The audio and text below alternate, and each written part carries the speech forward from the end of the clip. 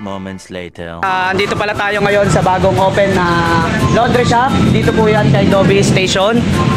So paglabas lang natin, highway na siya ng Putatan, Muntinlupa, no? So dahil bagong bukas guys, merong good news sa inyo si Dobby dito sa washing station, dahil meron silang free na wash hanggang 29 nitong December.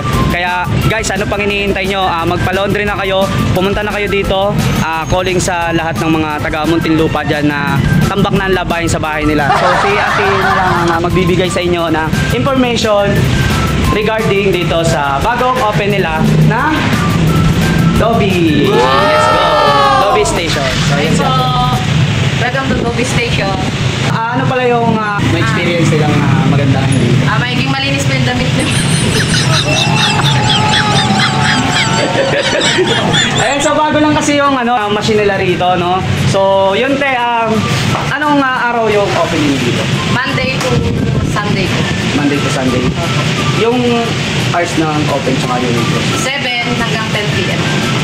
7 hanggang 10 p.m. So yun guys, calling to all Muntinlupa. Ayan, Putatan, ayan yung pinakamalapit dito. Open na si Dobby Station, no? So libre yung wash, kaya libre rin. Wala kayong babayaran na wash. Ayan, so dito tayo sa sa dryer nila, which is ito lang kasi yung babayaran niyo guys, yung dryer, no? And yung fold. Ayan, kaya kung medyo tamad kayo mag-dryer at saka mag-fold, ayan.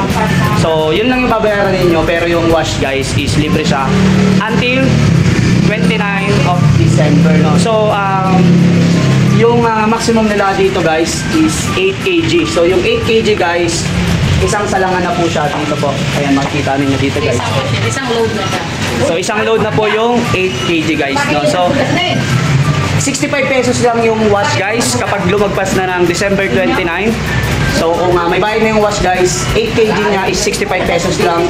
8 kg for dryer, 40 minutes, so 70 pesos lang guys. And yung fold guys is 40 pesos. So yun guys, update lang tayo. See you on my next vlog, and don't forget to like and subscribe my YouTube channel. Ako si MD Vlogs. So thank you so much guys.